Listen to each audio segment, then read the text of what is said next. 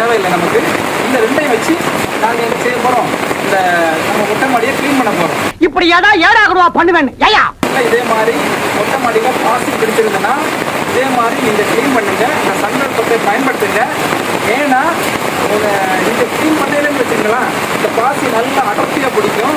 Last வந்து நீங்கள் compressor வச்சு தான் நீங்கள் க்ளீன் பண்ண வேண்டியிருக்கும். கம்ப்ரஸர் வச்சு க்ளீன் பண்ணும்போது உங்களுக்கு இந்த டேமேஜ் ஆகும், இது கரையெல்லாம் டேமேஜ் ஆகும். டேமேஜ் ஆகாமல் இருக்குது. நம்ம மேனுவலாக நம்ம கைப்பட்டு தான் பண்ண வேண்டியிருக்கும். வாங்க இப்போ நம்ம க்ளீன் பண்ண போகிறோம். எப்படி க்ளீன் பண்ணணும்னு இந்த வீடியோ நீங்கள் பாருங்கள். ஓகே, இப்படி நாமளே க்ளீன் பண்ணும்போது காசு மிச்சம் ஆகுது.